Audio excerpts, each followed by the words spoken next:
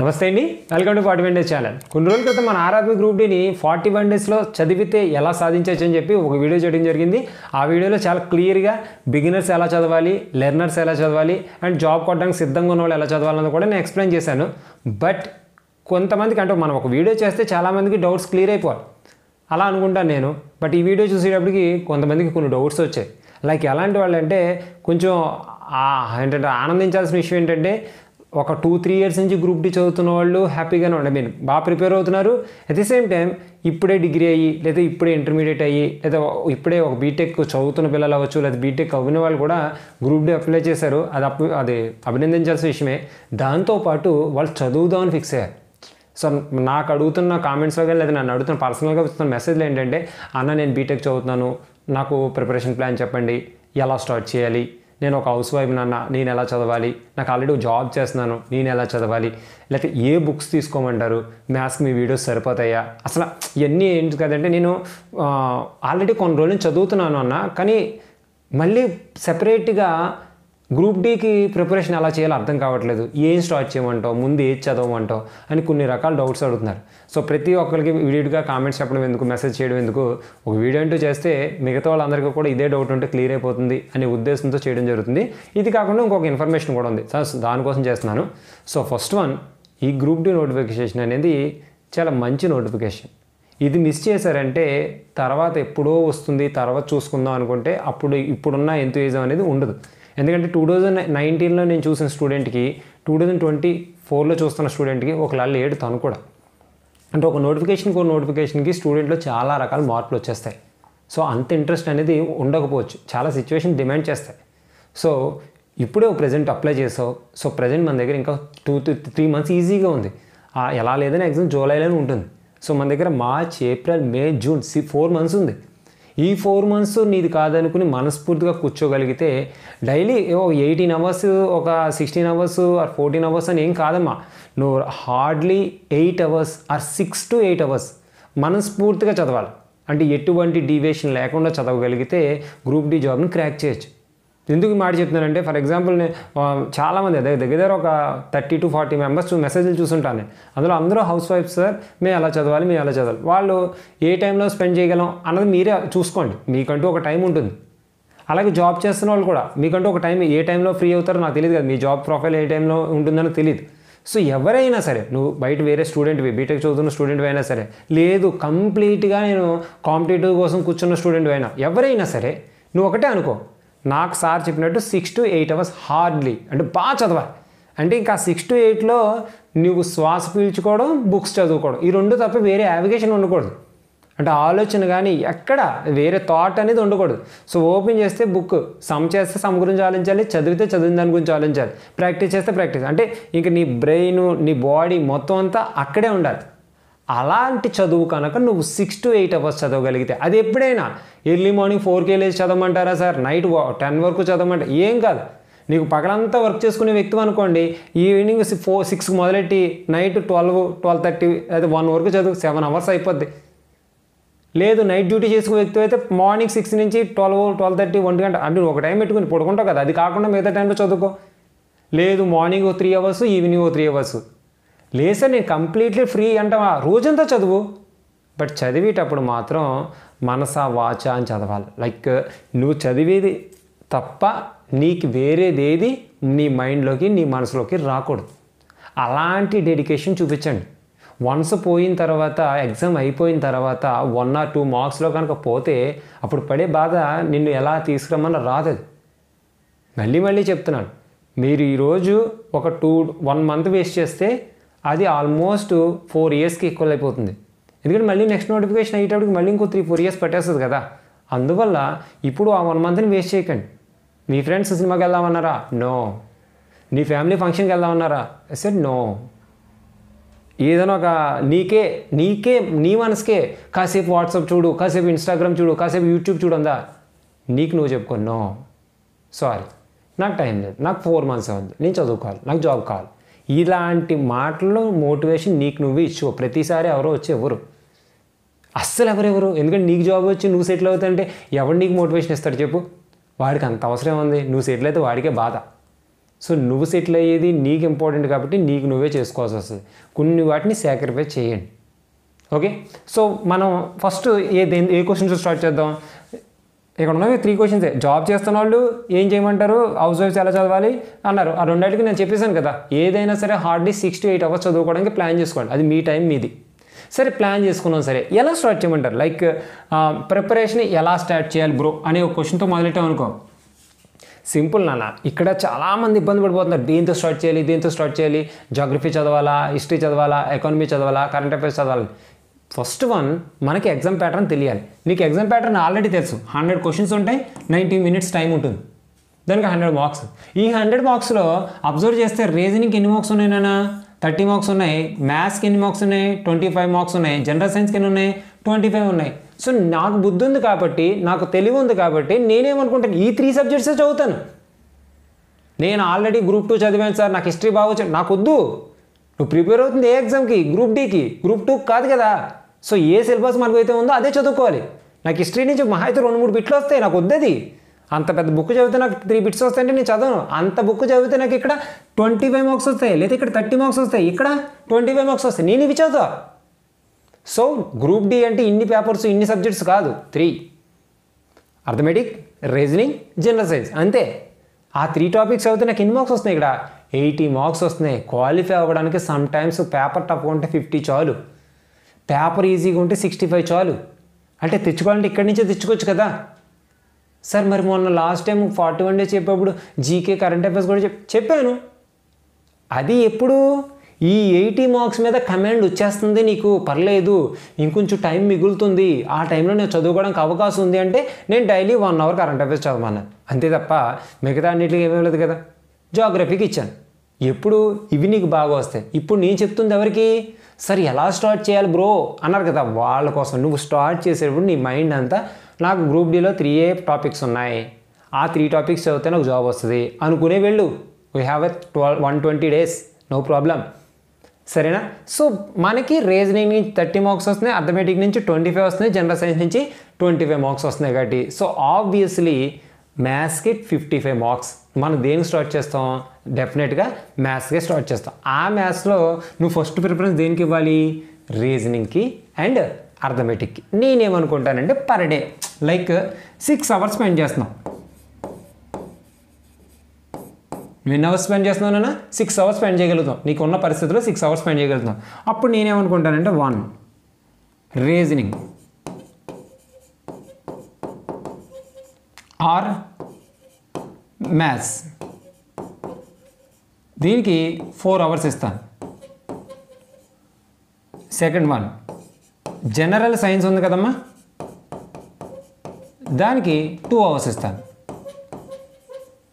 నా target 6 hours ఉంది. So ఒక సెషన్లో రీజనింగ్ చేస్తాను, ఇంకో సెషన్లో కూడా రీజనింగే చేస్తాను, లేకపోతే అర్థమెటిక్ చేస్తాను, అది నా ఇష్టం. ఇంకో సెషన్లో ఏం చేస్తాను, జనరల్ సైన్స్ చదువుతాను. బట్ ఈ 3 అంటే ఆ 6 hours ఇలా స్ప్లిట్ చేసుకోవాలి.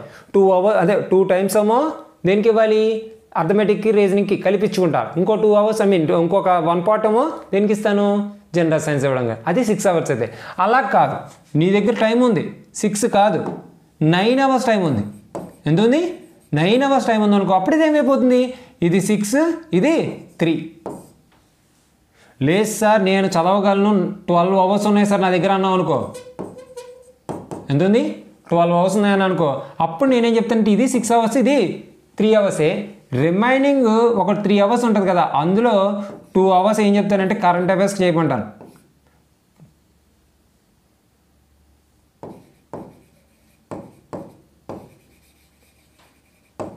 ఇంకొక 1 hour నీకు ఏదైతే నచ్చిందో అది రివిజన్ చేసుకోమంటాను. ఇది పద్ధతి. నువ్వు 6 hours స్పెండ్ చేయగలిగితే 4 hours అర్థమెటిక్ రీజనింగ్ చదువుకోండి, 2 hours జనరల్ సైన్స్ చదువుకోండి. అదే 9 hours స్పెండ్ చేయగలిగితే 6 hours అర్థమెటిక్ రీజనింగ్ ఇవ్వండి, 3 hours జనరల్ సైన్స్ ఇవ్వండి. అదే కాకుండా 12 hours ఇవ్వగలుగుతాం అంటే 4 sessions ఫ్రీగా ఉన్నా, అంటే ఏ జాబ్ చేయట్లేదు, ఓన్లీ ప్రిపరేషన్లో ఉన్నాం అనుకోండి.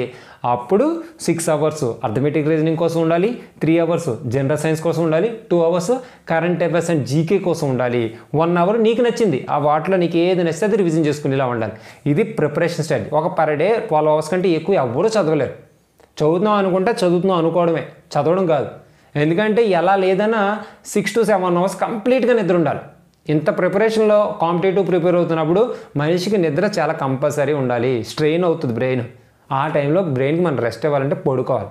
So 7 hours minimum. అది కాకుండా నువ్వు తయారవ్వడానికి, తినడానికి, వీటికి ఎలా లేదన్నా ఒక 2-3 అవర్స్ పెట్టేస్తుంది తెలియకుండా. టిఫిన్కి ఒక 1 అవరు, లంచ్కి ఒక 1 అవరు, డిన్నర్కి ఒక 1 అవరు, మార్నింగ్ బ్రష్ చేయడానికి, స్నానం చేయడానికి ఒక 1 అవర్, అంటే ఆల్మోస్ట్ ఒక 4 అవర్స్.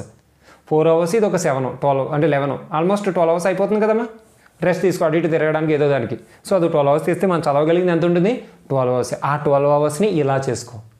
ఏది కాదు ఈ 12 అవర్స్లో నువ్వు చదువుకుంటున్నావు అనుకో, ఎక్కడికైనా చదువుకోవడం కానీ జాబ్ చేయడానికి వెళ్ళావు అనుకో, నీకు 6 అవర్స్ అందులో పోద్ది. కాబట్టి ఆ 6 అవర్స్ ప్లాన్లు తీసుకోండి.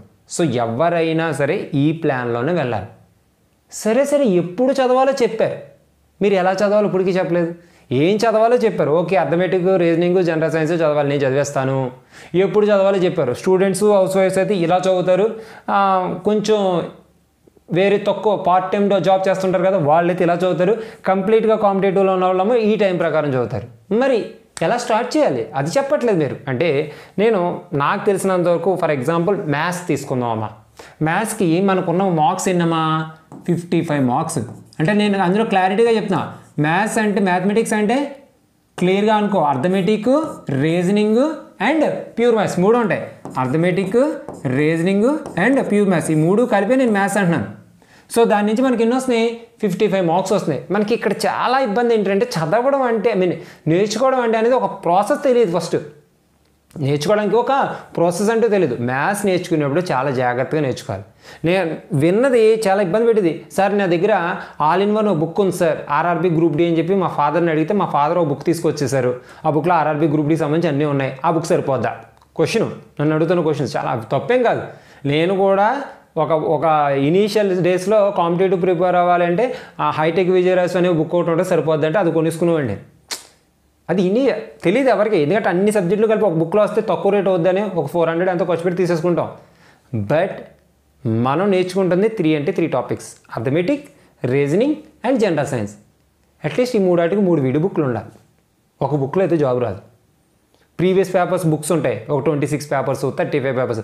ఆ బుక్స్ అస్సలు కొనకండి. ఫస్ట్ వన్ ఏ బుక్స్ కొనకూడదో చెప్తాను నేను.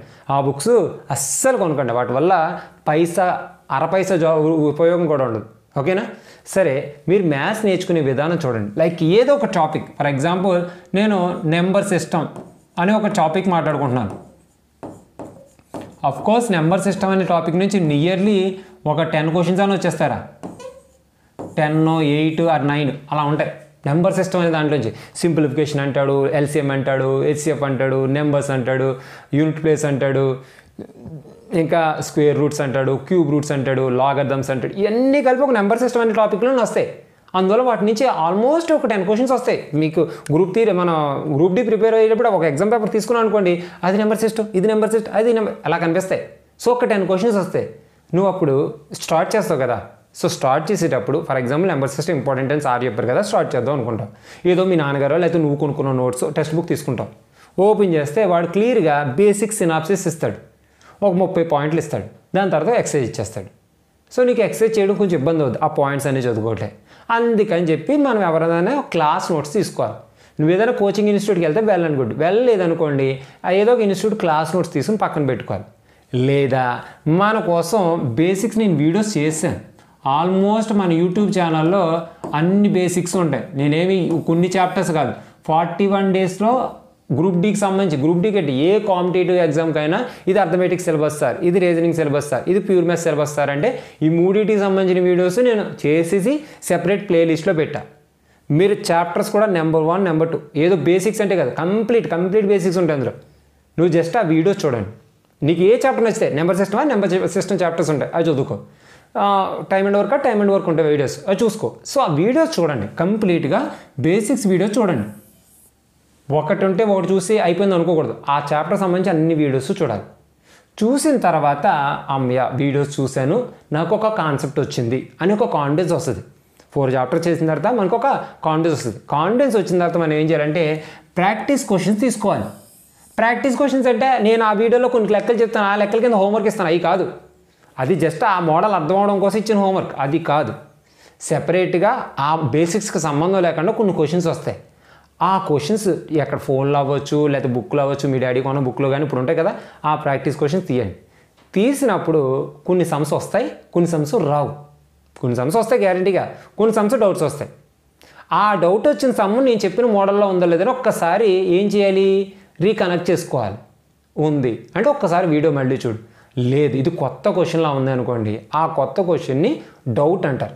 ఆ డౌట్ని ఖచ్చితంగా నువ్వేం చేయాలంటే క్లారిఫికేషన్ చేసుకోవాలి.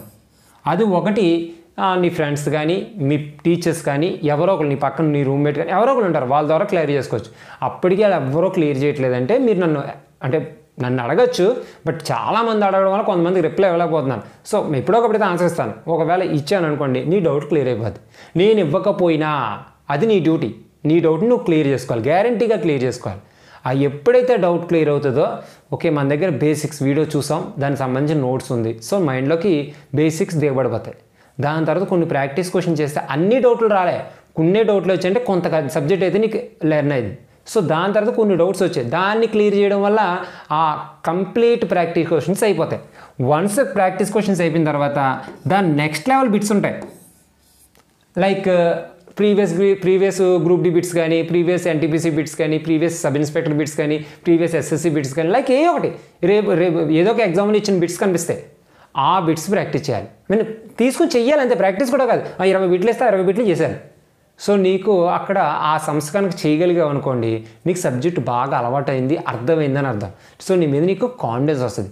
వన్స్ ఇది అయిపోయిన తర్వాత మనకు ముందే చెప్పుకున్నాం కదా, ఖచ్చితంగా మాక్ టెస్ట్లు అయితే రాసుకోగలగాలి. గ్రూప్ డి ప్రిపేర్ అవుతున్నప్పుడు మీకు ఆన్లైన్లో ఎగ్జామ్స్ రాయడం నేర్చుకోవాలి. సో ఆన్లైన్లో ఎగ్జామ్స్ రాయడానికి ది బెస్ట్ ఏంటంటే ఒకటే, ఇంక మిగతా ఏం చెప్పుకోవడానికి ఏం లేదు. మిగతా ఏం చెప్పినా సరే మీరు ఏం వినక్కలేదు, టెక్స్ట్ బుక్. ఇదేమి మన ప్రమోషన్ ఏం కాదు, ఎందుకంటే జనరల్గా నా స్టూడెంట్స్ అందరూ అదే రాస్తున్నారు, బాగుందని చెప్పారు. సో మనం అదే తీసుకుంది, ఇబ్బంది ఏముంది. సో టెక్స్ట్ బుక్ యాప్లో రైల్వే సంబంధించి ఏదో కోర్స్ ఉంటుంది, ఆ కోర్స్ తీసేసుకోండి. సో కోర్స్ తీసుకున్నప్పుడు సెక్షనల్ వైజ్, అంటే లైక్ నువ్వు టైమ్ అండ్ వర్క్ చేస్తున్నావు అనుకో, టైమ్ అండ్ వర్క్ అని చెప్పి ఒక 20 బిట్స్ 30 బిట్స్ ఏముంటుందంటే ఒక ఎగ్జామ్ పెడతారు. సో రాసుకోవచ్చు, ఇబ్బంది ఏం కాదు కదా. సో అలా సెక్షనల్ టెస్టులు రాస్తాం. అలా రాసినప్పుడు నీకు కంప్లీట్గా చాప్టర్ మీద ఒక ఏంటంటే కమెంట్ వచ్చేస్తుంది. ఆ చాప్టర్ అయిపోయింది, తీసేయి. నెక్స్ట్ టైమ్ అండ్ డిస్టెన్స్ తీసుకో, దాని తర్వాత మెన్సురేషన్ తీసుకో, దాని తర్వాత రేషియో ప్రొపోర్షన్ తీసుకో, దాని తర్వాత వేరేది జామెట్రీ తీసుకో, ట్రైనోమెట్రీ తీసుకో. అలా ప్రతి చాప్టర్ కూడా ఇదే ప్యాటర్న్ ఫాలో అవ్వగలగాలి. బేసిక్స్ నేర్చుకోవాలి, క్వశ్చన్స్ ప్రాక్టీస్ చేయాలి, డౌట్స్ వస్తే దాన్ని క్లారిఫై చేసుకోవాలి, దాని తర్వాత దాని నెక్స్ట్ లెవెల్ బిట్స్ ప్రాక్టీస్ చేయగలగాలి. ఆఫ్టర్ దట్ సెక్షనల్ టెస్ట్ ఏదో రాయగలగాలి. అంటే చాప్టర్ వైజ్ టెస్ట్ ఏదో ఉంటుంది కదా, టెస్ట్ రాయాలి. బిట్స్ ఇస్తే ప్రాక్టీస్ చేయడం కాదు, టెస్ట్. అంటే వెళ్ళినప్పుడు ఒక పక్కన స్టాప్ వాచ్ టింగ్ టింగ్ టింగ్ టింగ్ అని వెళ్తుంటే నువ్వు ఈ క్వశ్చన్ చూసి ఆన్సర్ పెట్టగలగాలి. అలాంటి టెస్టులు రాయాలి. రాసిన తర్వాత అమ్మాయికి ఈ చాప్టర్ వచ్చిందని నెక్స్ట్ చాప్టర్కి వెళ్ళగలగాలి. ఇది ప్రాసెస్. అందరూ ఏం చేస్తున్నారు తెలుసా, ప్రిపరేషన్ అంటే ఇక్కడ తాగిపోతున్నారు. సార్ దాంట్లో వీడియోస్ ఉన్నారా, ఆ వీడియోస్ చూస్తే సరిపోతారా, అది పూర్తిగా చూడరు. కర్మ. రేషియో ప్రొపోర్షన్ 4 వీడియోస్ ఉంటాయి, 2 వీడియోలు చూస్తారు, 3 వీడియో చూడరు, 4 వీడియో కూడా చూడరు. అమ్మాయి రేషియో ప్రొపోర్షన్ అయిపోయింది సార్ అంటారు. ఒక బిట్ వస్తుంది, చాలా సింపుల్ బిట్ ఎక్కడో కనిపిస్తుంది, ఏదో ప్రాక్టీస్ చేద్దాం ఎవరో ఫ్రెండ్ చూపిస్తాడు, ఈ బిట్ చూసేవాడికి సరే బిట్ ఎలా చేయాలి నాకు వెంటనే పెట్టేస్తారు.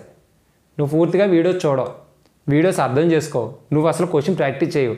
మరి నీకు ఎలా ఆ డౌట్కి ఆన్సర్ చెప్పడం నాకు ఏమి ఇబ్బంది కాదు, మరి జాబ్ ఎలా వస్తుంది? సో ఒక అర్థమెటిక్ రీజనింగ్ని చదివే పద్ధతి ఇది. ఇన్ని స్టెప్స్ ఉంటాయి, ఇన్ని స్టెప్స్ ఫాలో అయితేనే ఓకే మనకి జాబ్ అనేది వస్తుంది. మళ్ళీ చెప్తున్నాను కదా, ఇంత కష్టపడాలా సార్ అంటే ఇంత కష్టపడాలి. మరి వన్స్ నీకు గ్రూప్ డి జాబ్ వచ్చిందంటే అది గ్రూప్ డి జాబ్ కింద ఉండదు నాన్న. ఎలా లేదన్నా 1 year 2 yearsలో నీకు ప్రమోషన్ చేసి డిపార్ట్మెంట్ టెస్ట్లు ఉంటాయి, అవి రాసుకున్నారంటే మీరు ప్రమోట్ అయిపోతారు, ఎన్టీపీసీ జాబ్కి వెళ్ళిపోతారు, మీరు చాలా స్పీడ్గా వెళ్ళిపోతారు. నేను చాలామంది చూశాను గ్రూప్ డి జాబ్ ప్రిపేర్ అయ్యి జాబ్ కొట్టి ఏఎస్ఎం అసిస్టెంట్ స్టేషన్ మాస్టర్ అయిపోయిన వాళ్ళని చూశాను నేను. ఓకేనా, అంటే ఇక్కడ నుంచి డైరెక్ట్గా ఉంటాయి ప్రమోషన్స్. జస్ట్ డిపార్ట్మెంట్ టెస్ట్ రాయాలంటే నువ్వు అక్కడే ఉండిపో, ఫ్యూచర్ అంతా అదేం కాదు. సో అలాంటప్పుడు ఎంతైనా కష్టపడచ్చు. పిహెచ్డి కంప్లీట్ అయిన వాళ్ళు అప్లై చేస్తున్నారు, నువ్వెంత నేనెంత. సో జాబ్ చిన్నగా చూడకు, ప్రిపరేషన్ని మరీ చులకనగా చేయకు. అంతే కదా ఈజీగానే ఉంటుంది, ఏం కాదు. ఎంత ఈజీగా ఉన్నా ఎంత టఫ్గా ఉన్నా సరే నీ యొక్క పడే కష్టం మాత్రం హార్డ్గానే ఉండాలి. ఎంత హార్డ్ వర్క్ చేస్తున్నాడట అని నాకే అనిపించాలి, జాబు ఇచ్చే దేవుడికి అనిపించాలి, నీకే అనిపించాలి, అన్నిటికంటే ఇంపార్టెంట్. సో పడాలి. సో అలా నువ్వు కనుక ఇలా ప్రిపేర్ అవ్వగలిగితే మ్యాథ్స్ ఈజీగా స్కోర్ చేయొచ్చు. అంతేకాని ఏ బుక్ కొనుక్కుంటావా ఏం చేసుకుంటాం అనేది కాదమ్మా. ఇవి ఎంత చదువుకుంటాం. అందుకే నేను చాలామంది నన్ను ఏ బుక్ కొనుక్కోమంటారంటే బుక్ కొనుక్కుంది, కానీ మన దగ్గర బేసిక్ వీడియోస్ ఉన్నాయి. ఫస్ట్ యూట్యూబ్లో ఫ్రీగా ఉన్నాయి, ముందు అవి చూసి ఏదో నేర్చుకోవాలి కదా. బుక్ కొనేసుకుని 400-500 పెట్టేసి ఏం చేస్తావు, యూజ్ ఉండదు కదా. సో క్లియర్గా మరి బుక్స్ కొనుక్కోకపోతే ఎలా సార్, మరి బుక్స్ కొనుక్కోకపోతే మేము ఎలా చదవాలి సార్, ఇవి అయితే ఉన్నాయి. మరి మిగతా వాటి పరిస్థితి ఏంటంటే యాక్చువల్లీ ఒక 10 days నుంచి నేను వీడియో చేయడానికి మెయిన్ రీజన్ ఏంటంటే ఇది మీరు మరి నన్ను కమర్షియల్గా మాత్రం అనుకోకూడదు. మళ్ళీ చెప్తాను, అవసరం ఉంటే వాడుకోండి, లేకపోతే లేదు. నాకు చెప్పడం చాలా ఇబ్బంది ఉంది, బట్ చాలామంది అడిగారు కాబట్టి చెప్పాల్సి వస్తుంది. యాక్చువల్లీ మనకి 41 days యాప్ అనేది క్రియేట్ చేయడం జరిగింది. సో దాంట్లో కూడా English medium Telugu medium course create చేయడం జరిగింది. ఆ కోర్సులో ఇంకా హైలైట్స్ కానీ చాలా స్పీడ్గా చెప్పేస్తాను, నువ్వు తీసుకున్నా తీసుకోకపోయినా పర్లేదు. యాక్చువల్లీ బేసిక్స్ యూట్యూబ్లో ఉన్న వీడియోస్ అన్నీ అప్లోడ్ చేస్తాం.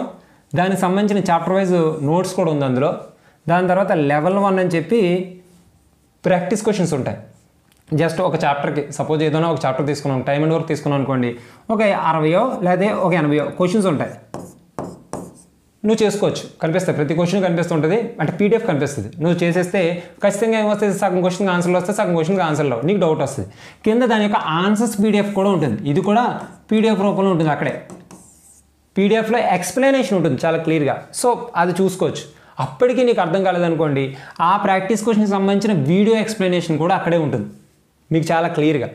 సో అంటే ప్రాక్టీస్ క్వశ్చన్స్ చేస్తావు, డౌట్స్ వస్తే ఆన్సర్స్ ఉంటాయి, అప్పటికి అర్థం కాకపోతే ఆ ఆన్సర్స్ ఎలా వచ్చాయని చెప్పి వీడియో కూడా ఉంటుంది. సో ఆ దానికంటే డెప్త్ ఉన్న లెవెల్ అంటే లైక్ లాస్ట్ ఇయర్ ఎన్టీపీసీ కోసం ప్రిపేర్ అయిన క్వశ్చన్స్ ఉంటాయి కదా, అంటే ఎన్టీపీసీ టెస్ట్లో ఉన్న క్వశ్చన్స్ అనమాట. సో చాప్టర్ వైజ్ డివైడ్ చేసి ఈ లెవెల్ 2లో క్రియేట్ చేయడం జరిగింది. సో అక్కడ కూడా అంతే, practice questions, answers, video explanation.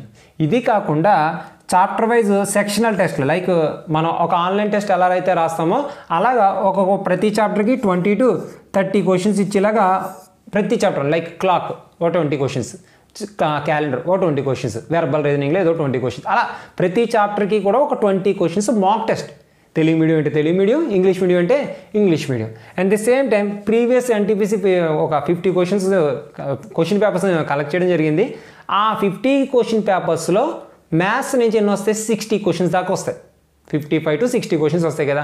ఆ 60 క్వశ్చన్స్ లైక్ అందులోనే క్లాక్ అండ్ క్యాలెండర్ ఉంటుంది, అక్కడే టైమ్ అండ్ డిస్టెన్స్ ఉంటుంది, అక్కడ మెన్సురేషన్ ఉంటుంది, అక్కడ జామెట్రీ ఉంటుంది, అక్కడే ట్రైన్, అంటే మొత్తం మ్యాథమెటిక్స్ ఉన్న 55 మార్క్స్ క్వశ్చన్స్, అంటే 55 మార్క్స్ వచ్చేలాగా 55 క్వశ్చన్స్ ప్లాన్ చేసి, అలాంటివి ఎన్ని సెట్లు, 50 సెట్స్ ఇస్తాం మీకు.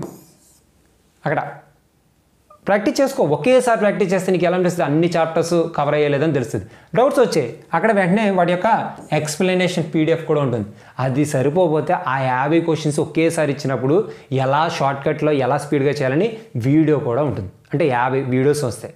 ఇవి కాకుండా ఇంకా ఫైనల్గా ఒక 10 గ్రూప్ డి మాక్ టెస్ట్లు, like start GK, economy, history, general science, ఏ కరెంట్ అఫైర్స్ ఏవైతే ఉన్నాయో ఫైనల్ ఎగ్జామ్ ఎలా అయితే ఇస్తాడో అలా ఒక 10 క్వశ్చన్ పేపర్స్, అంటే 10 మాక్ టెస్ట్లు ప్లాన్ చేసి ఇదంతా కలిపి ఒక కోర్స్ క్రియేట్ చేయడం జరిగింది. అఫ్కోర్స్ ఇదంతా ఇంకా క్రియేట్ అయిపోలే, కొంచెం రోజు రోజుకి దాంట్లో అప్డేట్ చేయడం జరుగుతుంది.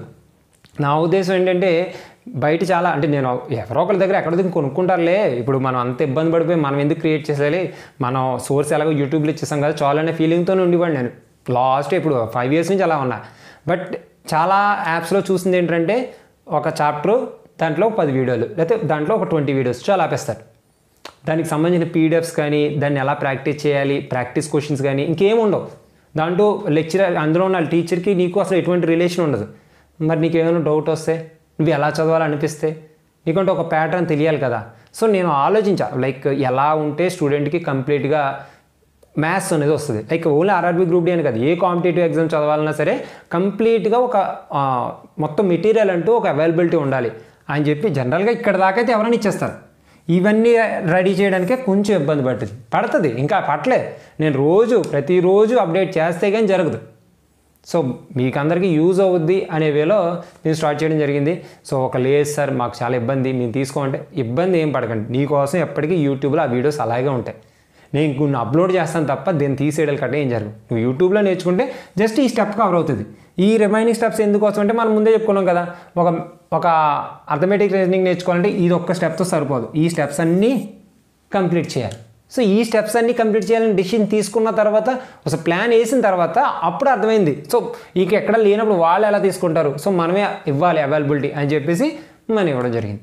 సో ఏదైనా సరే, ఫర్ ఎగ్జాంపుల్ మనది కాదు వేరే చోట ఏమైనా తీసుకుందాం అనుకున్నా అది నీ ఇష్టమే, బట్ ఈ స్టెప్స్ లేకుండా మాత్రం మ్యాథ్స్ని రివిజన్ అది కంప్లీట్ చేద్దామని మాత్రం అనుకోదు. సో వరే మ్యాథ్స్ అయిపోయింది సార్, ఇంకెందుకు అయిపోయింది కదా, నెక్స్ట్ ఎలా చదవాలి, జనరల్ సైన్స్ కూడా చదవాలన్నారు మీరు. సో మరి జనరల్ సైన్స్ని ఎలా చదవమంటారు, అది డైరెక్ట్గా వదిలేయమంటారా, దానికి ఏమైనా ప్రిస్క్రైబ్డ్ బుక్స్ ఉన్నాయి సార్ అంటే నేను జనరల్ సైన్స్కి క్లియర్గా చెప్తా. నార్మల్గా ఫిజిక్స్కి 9 మార్క్స్ దాకా వస్తారా, అఫ్కోర్స్ 8 or 9 వస్తాయి, మోస్ట్ ఆఫ్ ది క్వశ్చన్స్ ఏమన్నా 9 వచ్చేస్తాయి.